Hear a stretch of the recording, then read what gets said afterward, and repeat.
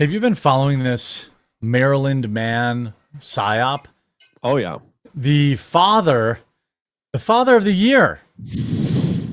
He was just a Maryland man trying to do Maryland things.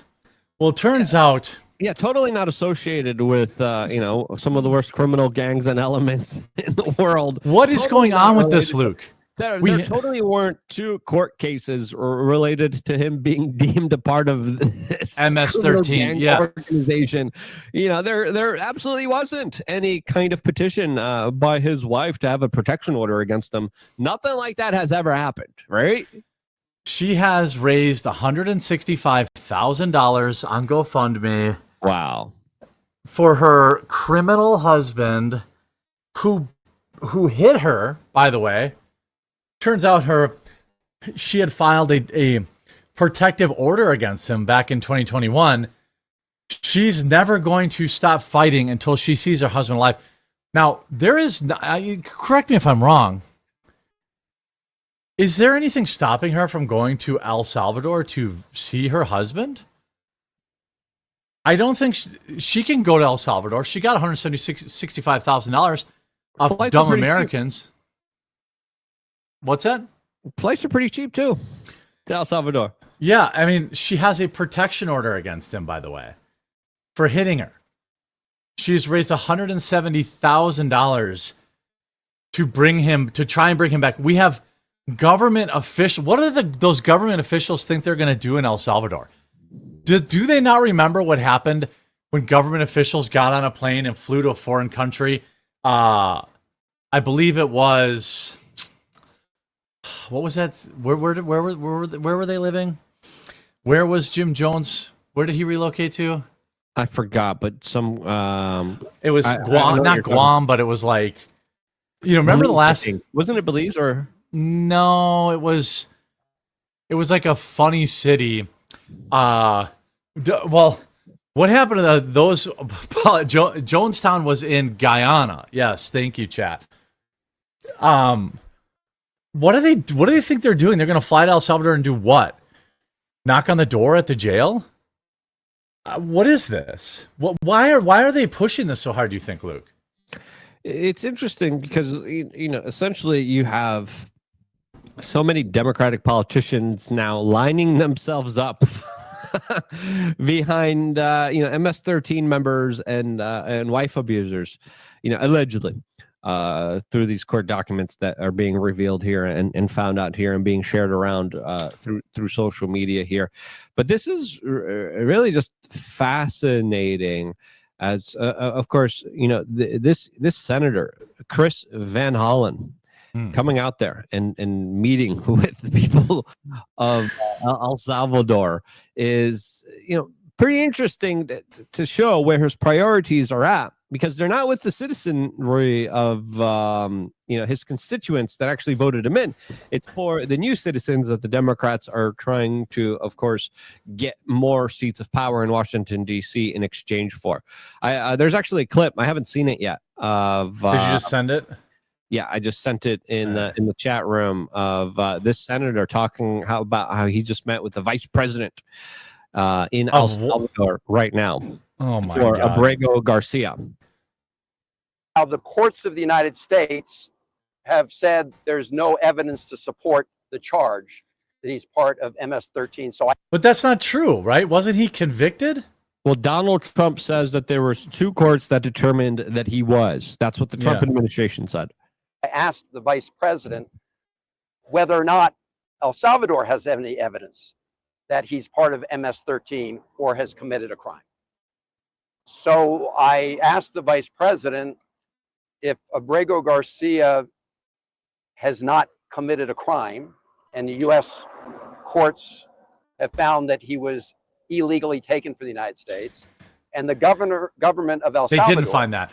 I'm pretty sure it was an activist judge, right? Oh, shoot. Started. All right, hit something here. Yeah. I'm not sure about that. He was illegally taken for the United States, and the government of El Salvador has no evidence that he was part of MS-13.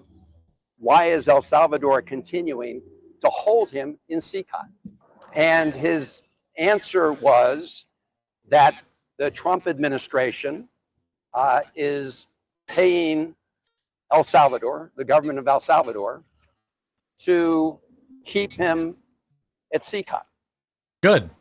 And I pointed out that neither the government of El Salvador nor the Trump administration has presented evidence to support the claim that he's committed any kind of criminal acts. But isn't this gaslighting? I thought they had definitely presented.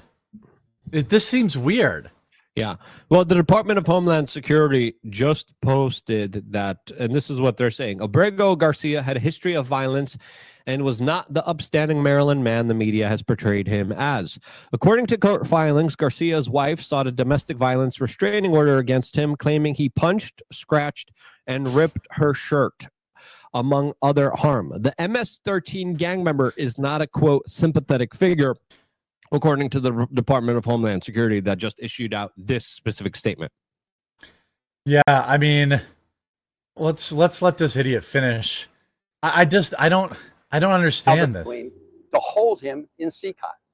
And his answer was that the Trump administration is paying El Salvador, the government of El Salvador, to keep him at CCOT. And I pointed out that neither the government of El Salvador nor the Trump administration has presented evidence to support the claim that he's committed any kind of criminal acts. And so why not release Abrego Garcia today? And he said what President Bukele said the other day at the White House, which that El Salvador can't smuggle Mr. Abrego Garcia into the United States. And I said, I'm not asking him to smuggle Mr. Abrego Garcia into the United States. I'm simply asking him to open the door of CCOT and let this innocent man walk out. But he's not innocent. And I pointed out that the Attorney General of the United States, Pam Bondi, has said that the United States would send a plane to El Salvador to pick him up. And why did she do that? Because the Supreme Court of the United States, in a ruling of 9-0, has said that the Trump administration has to facilitate his return to the United States. Now, there's no evidence that the Trump administration is complying with that order. There's no evidence that they're complying with that order. In fact, the United States Embassy here has... He's not a U.S. citizen. Yeah, he was born and raised in El Salvador. Yeah, he's home. This is such a weird... Like, the Democrats have no idea what's going on. They're like totally all in on defending an MS-13 illegal alien. And like, even if the MS-13 stuff isn't true, okay, fine, let him out of the prison, but he gets deported. His wife is free to go there. She stole she grifted $170,000 off stupid Americans. That's enough to probably buy a house and almost certainly not have to work for the next 20 years if you live in El Salvador. You would be very rich in El Salvador with $160,000. Especially with all the Bitcoin prosperity happening there because of Bukele and all the opportunities that he has provided to his people, as they have been very well enriched through the price of Bitcoin going up here. But there's also a lot of people sharing documents right now. I just shared one in the chat room saying this is from his deportation order in 2019. People are saying that there's 2 deportation orders, and in this one, the court ruled, quote, that the evidence shows that he is a, quote, verified member of MS-13, according to this document that's being shared right now in response to what Homeland Security is saying here. So who's telling the truth here? Well, let's be honest with ourselves. The Democrats don't have, the best standing when it comes to this particular issue, as they've been lying through their teeth from the very beginning of this. They're saying, no, the borders are not wide open. No, people are not walking in. No, we're not, we're not, transporting them with your tax dollars all around the United States to get better congressional representation for Democratic, places. We're not doing any of that. And we were doing exactly that every step of the way. There's another video from the senator that was seen from the car, driving, talking. That I don't know if you want to play and kind of examine here, but no, this is an interesting story, and of course you have two completely different narratives from two different political kind of understandings. I just landed at the airport in San Salvador a little while ago. I'm now en route into the city. This is just press for them, by the way. Looking forward to meeting. They know with they're not the getting team anything done. from the American Embassy, and I do want to thank our Foreign Service officers and the whole team at this embassy and embassies around the world for all the good work they do. You know he's going back on same day. behalf of our country. I'm proud to co-chair the bipartisan Foreign Service Caucus that stands up for the men and women who are serving our country overseas and at home in the State Department. After that, I hope to meet with some high-level government officials from El Salvador. As I've said before, the goal of my visit is to talk to people here. Lock him up too.